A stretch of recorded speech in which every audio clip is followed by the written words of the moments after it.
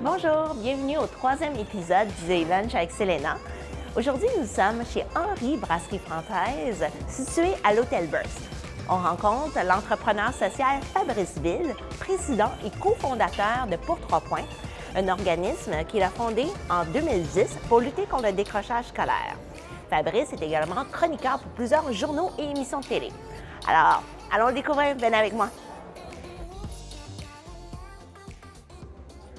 D'abord, ce qui me lie à la communauté d'affaires directement, c'est le fait que je suis un ancien avocat pratiquant. J'ai pratiqué 5 ans et demi chez Langlois Crandistrom Desjardins, qui est maintenant Langlois. J'ai fait du litige. Et ce n'est plus ce que je fais.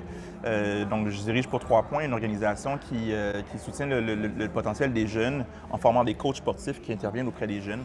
La première limite qui me vient en tête, c'est l'ouverture aux émotions. Moi, ça fait depuis quelques années seulement que j'ai constaté que j'étais réticent à être connecté avec mes émotions, ce qui avait un impact sur les relations que j'entretenais dans mon entourage, autant dans ma vie personnelle que dans ma vie professionnelle, d'être à l'aise à parler du cœur et pas juste de la tête. C'est peut-être aussi une déformation professionnelle, là, d'être super cartésien, tu sais. J'ai eu la chance de participer à un programme de formation en coaching personnel professionnel, ce qui est aussi en lien avec mes activités. Et c'est dans ce contexte-là que j'ai exploré, en fait, cette question-là de l'ouverture du cœur. La deuxième qui me vient en tête, c'est une limite associée au fait d'être noir. Je pense que c'est quand même important de le nommer. Et je suis présentement dans une phase où je découvre encore plus, malgré tout ce que je fais, malgré tout ce que je réfléchis en lien avec les enjeux liés au racisme, je découvre dans ma vie comment le fait d'être noir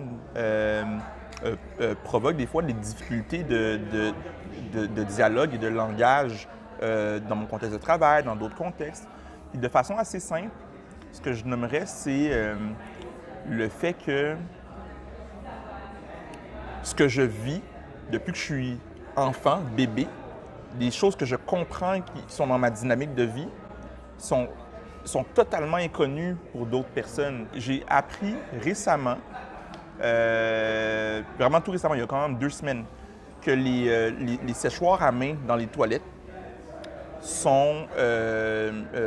fonctionnent moins bien pour les personnes qui ont une peau foncée parce que le système d'identification, il identifie les mains qui sont plus pâles. Mais moi, là, j'ai grandi toute ma vie. J'ai lu un article là-dessus parce qu'il parlait de comment ce même système-là est utilisé pour les autos autonomes, les autos à l'intelligence artificielle. Et ces autos-là sont plus à risque de frapper les personnes aux peaux foncées.